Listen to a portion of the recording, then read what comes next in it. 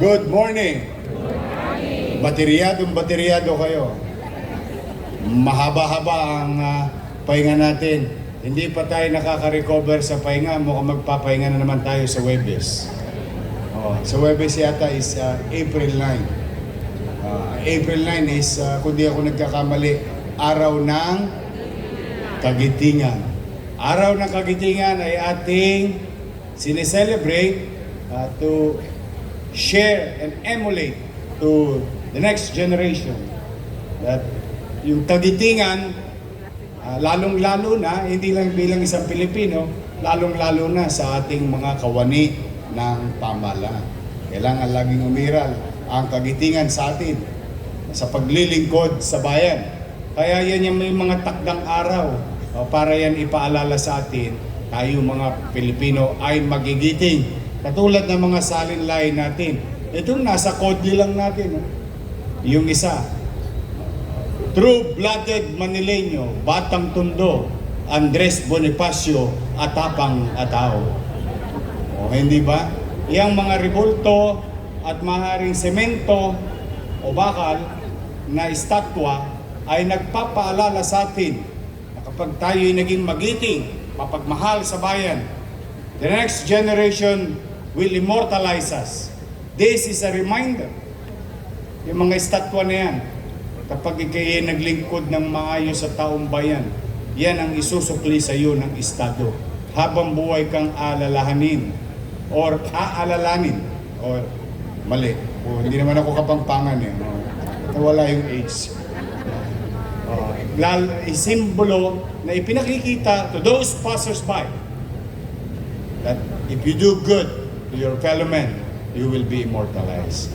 And thanks to Andres Bonifacio and those others, our heroes, ito'y tayo ngayon, malaya. Malayang-malaya. Hirap, pero malaya.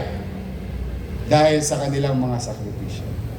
Kaya, ang paglilingkod sa bayan ay laging may kahalong sakripisyo.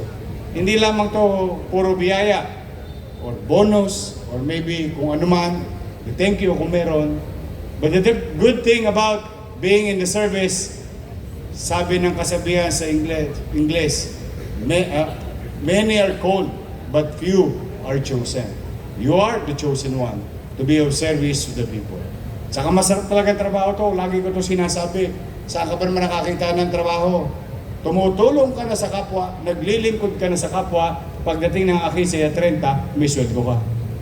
Hindi ba masarap ang pakiramdam na iaayos mo ang sarili mo, pero nagiging bahagi ka rin ng pagsasaayos ng ating pamayanan, ng mamamayan, ng siyudad, at ng ating bansa. And I would like to share to you of what the city government of Manila did last week. It's now part of a conversation all over the country today.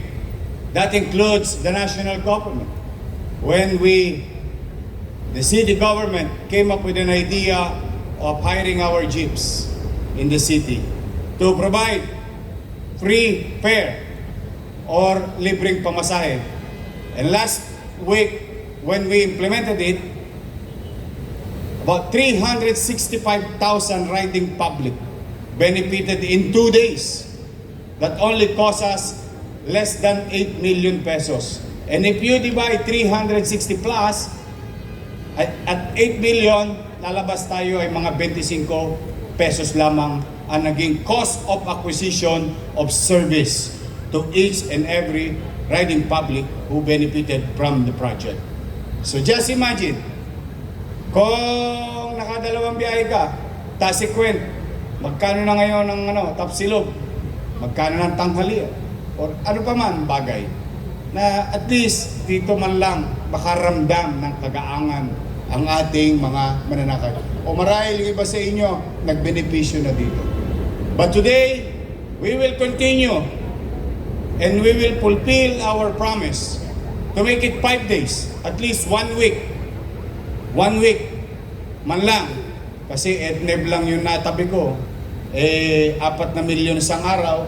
Although hindi pa tayo umaabot sa 4 na milyon na gastos sa kabila naman na siyang pinakikinabangan ng higit na kararami. Hindi lang ng driver, hindi lang ng operator, hindi lang ng gasolinahan, but tiyak, daang-daang libong mamamayan ng lungsod ng Maynila at mga taong dumadako sa lungsod ng Maynila, panik-panaw or in and out of the city. So it's worth every penny. Today, as of 6 o'clock, when we started at 5 a.m., we have already delivered 3,377 individual benefited from a 218 participant drivers in the city. As this day progress, I think we may break the record again of delivering such services. Lahat na kinabang. Sa 3-5 lang, lahat umikot. Masaya ang tao, lalo na't mga negosyante na kararating sa takdang oras ang kanilang mga empleyado. Sa empleyado o mamamayan o estudyante, walang tosgas. Sagot ng gobyerno ng Maynila. And these things, this idea, is now being talked about. And I think we will be hearing soon from the national government. Or maybe it's time for the what you call whole nation approach. Wherein maybe, hopefully, cross finger, the private sector may or can participate in this endeavor. Tulong-tulong tayo. Makararaos din tayo, may awa ang Diyos. May awa ang Diyos. Ako naniniwala lagi. Laging may awa ang Diyos. Mas matindi ang dinanas natin ng pandemya. Mas malupit yun. Wala ka ng pera, delikado pa ang katatayuan mo. Sobrang tulog. Di na ako sanay. Nung pandemya, tinakabahan ka. Dahil mo pa adik, tamang hinala ka lagi sa kausap mo. Kasi umubo pa lang. COVID yan. But, you know, if there's one good thing, us being Filipino and Manileño, we are very resilient individuals. Yes, we have suffered enough in the past, even our forefathers. Oh, lahat na yata ng hambalos ng kalamidad, insidente, ipinalo na yata sa atin. Pero, awa ng Diyos, ngayong umaga, magkakasama tayo. Buhay, malusog. Habang buhay, may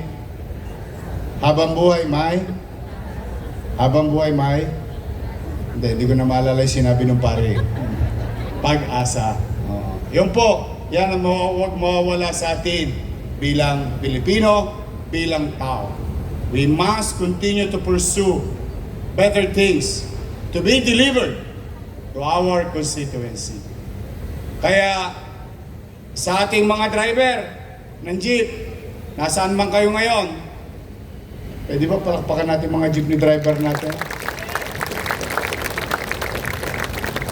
Nasaan man kayo ngayon, I, as your mayor, would like to thank each and every one of you on behalf of the people of Manila and to those people who comes in and out of the city for delivering free services to riding public.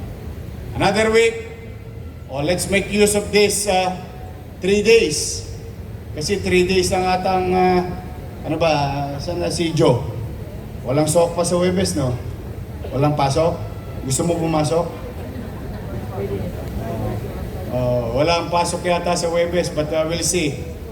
But for the meantime, today is the day, another week, start of the week, and start an opportunity to be of service to the people.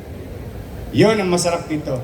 Pagkakataong makapaglingkod at maging bahagi ng solusyon ng suliranin ng ating mamamayan. So, mag-iingat kayo. Tatagan ninyo ang kanyang kalooban. Huwag niyo masyadong problemahin si Jess. Talaga naghahanap pa ako ng maijojowa niya hanggang ngayon. Pero masyado siyang mapili. Para siyang si Bambi. Ha? Ha? Nagulat nga ako kay Vice Mayor. Kala ko 4 na araw lang bakasyon. Nagpakasal na eh. Bago na ang See, when you smile, tingnan ninyo. Tingnan niyo yung mga itsura niya. Tingin ka sa wakali. Tingnan mo yung sa kaliwa mo. Tingnan mo yung sa kaliwa mo. Sabi mo, ang ganda mo. Tingnan mo yung nasa kanan mo. Ang ganda mo. See?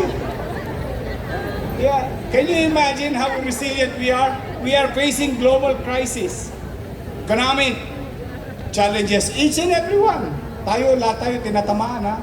Pero kita ninyo, and I'm pretty sure, noong Huwebes Santo, Biyernes Santo, lahat ng karaoke, kinanta ninyo.